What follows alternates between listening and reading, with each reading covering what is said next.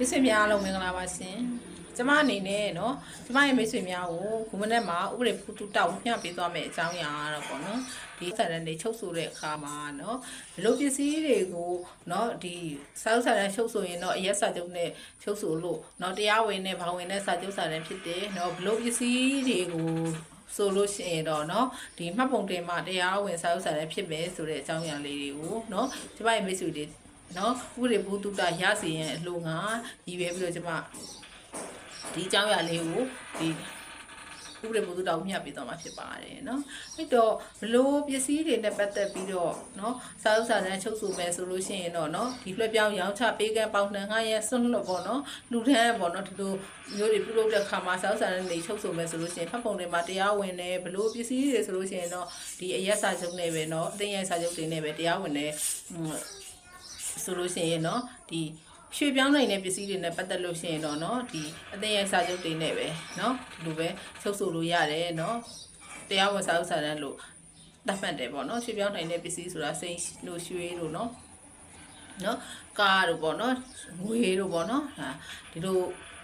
ပစ္စည်းတွေနဲ့ပတ်သက်ပြီးတော့เนาะဒီအယောင်းဝယ်တွေပြုလုပ်ပဲစာအုပ်စာတမ်းတွေချုပ်ဆိုမယ်ဆိုလို့ရှိရင်တော့ဒီအရက်စာချုပ်တွေပဲเนาะတရားဝင်ပါတယ်เนาะဒါပေမဲ့လို့เนาะမရွှေပြောင်းနိုင်တဲ့ပစ္စည်းတွေဖြစ်တဲ့အင်ချန်မြေတိုက်ခန်းတွေရောင်းဝယ်တဲ့စာအုပ်စာတမ်းမျိုးတွေဆိုလို့ရှိရင်တော့เนาะဒီမှတ်ပုံတင်စာအုပ်စာတမ်းချုပ်ဆိုမှသာလျှင်เนาะတရားဝင်တဲ့စာအုပ်စာတမ်းတစ်ခုအဖြစ်เนาะအငြင်းပွားမှုတွေဖြစ်ပေါ်လာတဲ့အခါမှာတရားဝင်တဲ့စာအုပ်စာတမ်းတစ်ခုအဖြစ်เนาะဒီ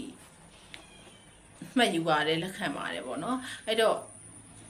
နောက်တစ်ခုတော့ဖတ်ပုံထဲမှာတရားဝင်မဲ့စာအုပ်စာတမ်းဟာ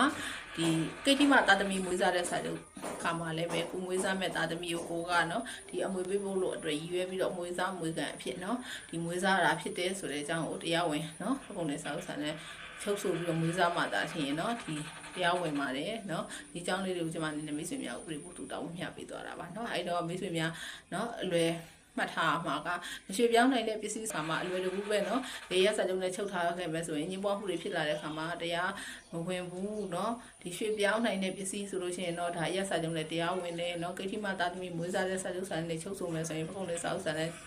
ချုပ်ဆိုမှသာလေတရားဝင်မဲ့ဒါလေးတွေကိုမှတ်ထားပါเนาะဒါဘာလို့ပြောတာလဲဆိုလို့ရှိရင်เนาะညှိပွားမှုတွေဖြစ်လာတဲ့ခါမှာเนาะအဲ့နဲ့ထွင်ရမှာပစိန်နဲ့ပေါက်ရသလိုဖြစ်မှာဆိုလို့အဲ့တော့စာဥစာနဲ့လေချုပ်ဆိုမယ်ဆိုရင်တကြွနားလည်းရှင်နေရှိတဲ့ဥပဒေပညာရှင်တွေငှားရမ်းပြီးတော့ချုပ်ဆိုကြပါမြင့်လီကဲ service ကိုလည်းဆက်သွယ်လို့ရပါတယ်ဆိုတဲ့အကြောင်းမိတ်ဆွေများကိုသင်ကောင်းပါပါတယ်မိတ်ဆွေများဆက်မှချမ်းသာကြပါစေရှင်